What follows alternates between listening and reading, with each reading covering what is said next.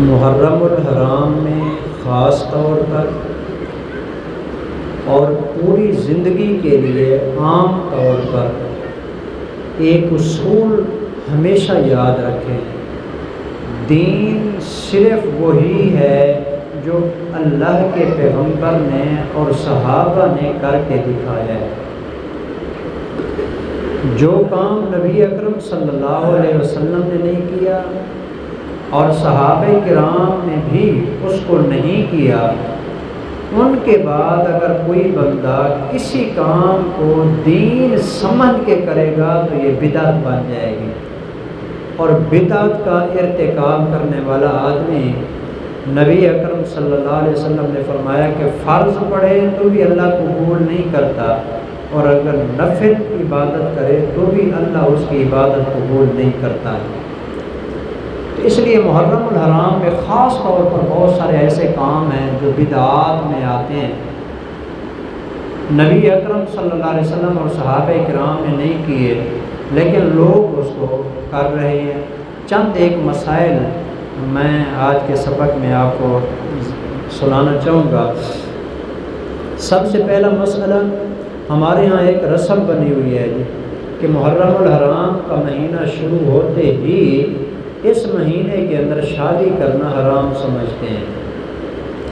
یہ مسئلہ پتہ نہیں کہاں سے، کس سن سے شروع ہوا ہے، مجھے نہیں سمجھ آیا کیوں شروع ہوا ہے۔ اتنا برکت والا مہینہ، اتنا رحمت والا مہینہ،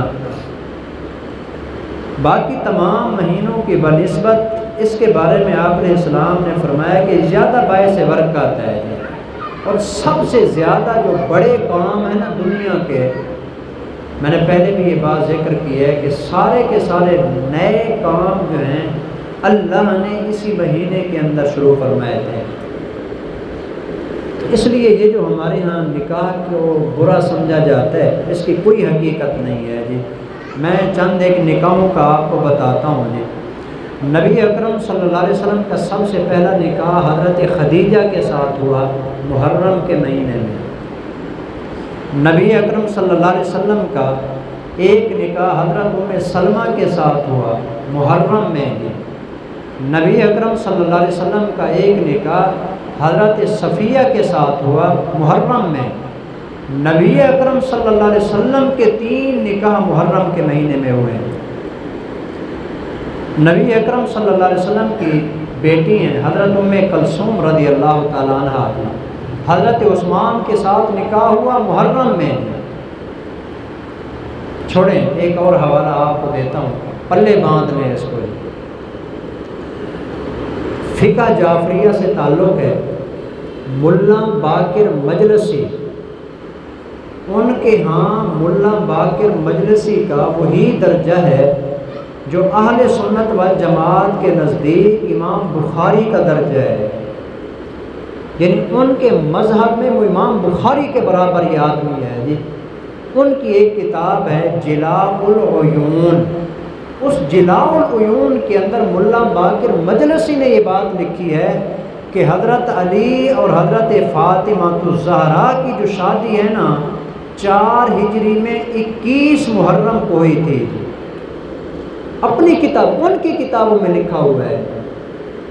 جب حضرت علی کی شادی ہو سکتی ہے، حضرت فاطمہ کی ہو سکتی ہے، حضرت عثمان، حضرت ام کلثوم کی ہو سکتی ہے، نبی صلی اللہ علیہ وسلم کی حضرت ام سلمہ، صفیہ، حضرت خدیجہ کی ہو سکتی ہے، باقی مسلمانوں کی کیوں نہیں ہو سکتی؟ ایسے ہی لوگوں نے اپنی طرف سے ایک ہوا بنایا ہوا ہے کہ اس مہینے کے اندر شادی کی، خوشی منائی تو ساری خوشی جو ہے نا غمی کے اندر تبدیل ہو جائے گی۔ کس نے لکھا ہے؟ کس نے کہا ہے؟ قرآن کی کس آیت میں لکھا ہوا ہے؟ حدیث کے کس فرمان پہ لکھا ہوا ہے؟ حدیث کی کس کتاب کے اندر لکھا ہوا ہے؟ کوئی ایک حوالہ ہے کسی کے پاس؟ ہاں یہ ہے کہ حضرت حسین کی چونکہ اس میں شہادت ہے، اس وجہ سے یہ کام نہیں کرنا چاہیے۔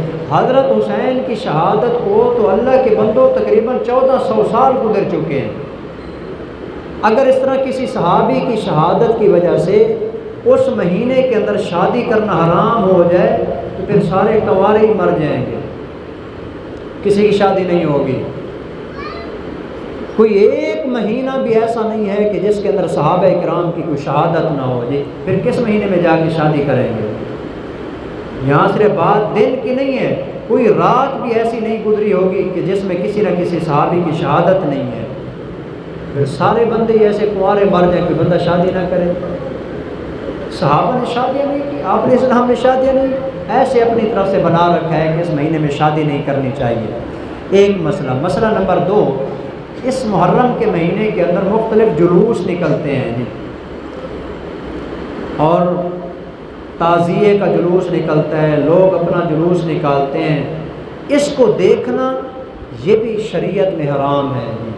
من تشبہ بقوم فہو منہم من کسر سواد قوم فہو منہم، جو آدمی کسی قوم کی مشابہت اختیار کرتا ہے وہ بھی انہی میں سے ہے، اور جو قوم کسی قوم کے افراد کو بڑھاتی ہے قیامت والے دن وہ بھی انہی کے ساتھ شامل ہوگی۔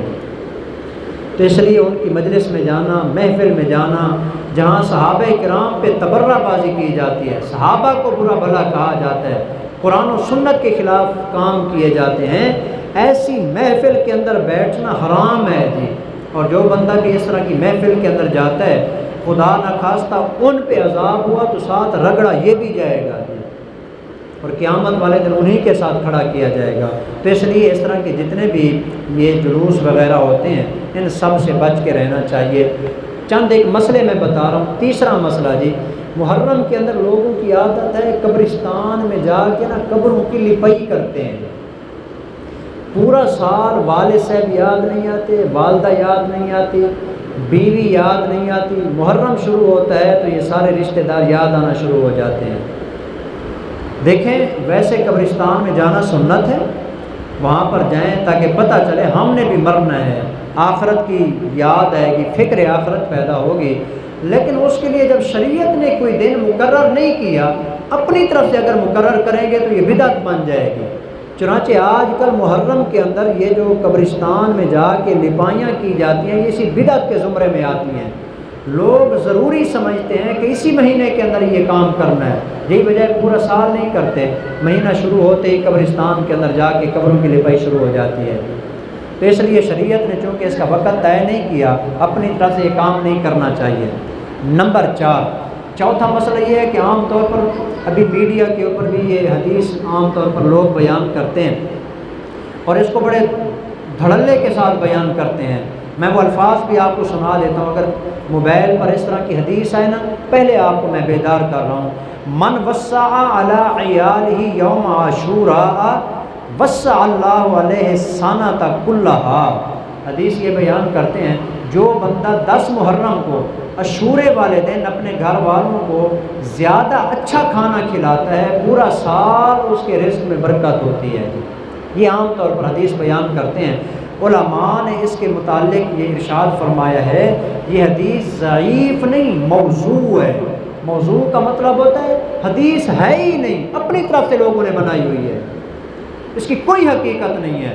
اس کو حدیث کہہ کے بیان کرنا یہ نبی صلی اللہ علیہ وسلم کے اوپر ایک قسم کا الزام ہے، تہمت ہے اللہ کے پیغمبر صلی اللہ علیہ وسلم کے اوپر جو لگائی جاتی ہے۔ حالانکہ اس دن آپ نے سنا ہے کئی دفعہ حدیثیں گزری ہیں 10 محرم کو تو آپ علیہ السلام کی عادت کی روزہ رکھتے ہیں۔ اس دن کھانے کا کیا چکر ہوتا ہے؟ اس دن اپنے گھر والوں کے اوپر کھانے پینے میں وسعت پیدا کرنے کا کیا مطلب ہوتا ہے؟ تو اس لیے اس کی بھی کوئی حقیقت نہیں ہے، اس سے بچنا چاہیے۔ اور اس دن یعنی 10 محرم کو جتنی دیگیں پکائی جاتی ہیں، پانی کی سبیلیں لگائی جاتی ہیں، یہ حضرت حسین کے نام پر لگائی جاتی ہیں، اور غیر اللہ کے نام کے اوپر کوئی چیز پکانا یا کھلانا یا پانی پلانا، غیر اللہ کے نام کی نظر ماننا یہ کفر ہے۔ نظر صرف ایک اللہ کے نام کی ہے جی، اللہ کے سوا کسی کے نام کی نظر ماننا یہ شرک بن جاتا ہے جی۔ جس کی بندہ نظر مان رہا ہے اس نے اللہ کے ساتھ اس کو برابر کا شریک بنا دیا ہے جی۔ تو اس لیے اس دن اگر اس طرح کی کوئی پکی ہوئی چیز آ جاتی ہے، کوئی پانی وغیرہ آ جاتا ہے، عام طور پر تقسیم کر رہے ہوتے ہیں لوگ جی، بڑی محبت ہے حضرت حسین کے ساتھ۔ حضرت حسین 10 محرم کو پیاسے شہید ہو گئے اور یہ اس دن ذرا سیر ہو کے کھاتے ہیں، ذرا پانی زیادہ پیو جی، کھانا زیادہ کھاؤ، یہ عید منا رہے ہو؟ یہ عید نہیں ہے تو اور کیا ہے جی؟ خوشی منا رہے ہیں۔ حضرت حسین پیاسے شہید ہو گئے اور یہاں پر جو ہے نا دیگیں پکائی جا رہی ہیں اور سبیلیں لگائی جا رہی ہیں، تو اس لیے ان کی سبیلوں کا اور ان کی دیگوں کا کھانا اور پینا جائز نہیں ہے۔ جو اہل سنت والجماعت کے لوگ بھی 10 محرم کو اس طرح کا کام کرتے ہیں، یہ ان کے ساتھ مشابہت کی وجہ سے یہ کرنا بھی جائز نہیں ہے جی۔ یہ کہتے ہیں کہ ہماری تو نیت ٹھیک ہے، ہمارا عقیدہ ٹھیک ہے، ارادہ ٹھیک ہے جی، ہم تو اللہ کے لیے کر رہے ہیں۔ اللہ کے لیے بھی تب کریں جب اللہ نے کرنے کی اجازت دی ہو جی۔ جب کوئی قوم، دیکھیں جب سورج طلوع ہوتا ہے نا یا سورج غروب ہوتا ہے، یا جس وقت سورج عین دوپہر پہ کھڑا ہوتا ہے، زوال کا وقت ہوتا ہے، یہ 3 اوقات جی، اس کے اندر نا مجوسی سورج کی عبادت کرتے ہیں۔ مجوسی نہیں، آتش پرست، یہ سورج کے پجاری ہوتے ہیں جی۔ مجوسی تو آگ کی عبادت کرتے ہیں، یہ جو سورج کی عبادت کرنے والے ہیں نا 3 اوقات میں اس کی عبادت کرتے ہیں، سورج طلوع ہوتے وقت، زوال کے وقت، غروب کے وقت۔ ایک آدمی ان 3 اوقات میں اللہ کے لیے کوئی نماز پڑھنا چاہتا ہے، منع کر دیا کہ ان 3 اوقات میں اللہ کے نام کا بھی سجدہ نہیں دینا ہے۔ حالانکہ عقیدہ ٹھیک ہے، اللہ کے نام کا سجدہ دے رہا ہے، نہیں دے سکتا۔ کیوں؟ اس لیے عام طور پر وہ عبادت کرتے ہیں اس وقت سورج کی، اس وقت اگر سجدہ کرے گا تو عام تاثر یہی پایا جائے گا کہ یہ سورج کی عبادت کر رہا ہے جی۔ اللہ کا سجدہ بھی منع کر دیا کہ یہ سجدہ نہیں ہو سکتا جی۔ تو اس لیے اس دن چونکہ وہ یہ کام کرتے ہیں تو اس لیے اس دن یہ کام نہیں کرنا چاہیے، اور اگر کوئی پھر بھی کرتا ہے یہ بدعت کے زمرے کے اندر آئے گا، اور بدعت کا کھانا کھلانا اور بدعت کے اندر شریک ہونا یہ سب ناجائز اور حرام ہے۔ اللہ ہم سب کو اس طرح کی تمام بدعتوں سے بچنے کی توفیق عطا فرمائے۔ وما علینا الا البلاغ المبین۔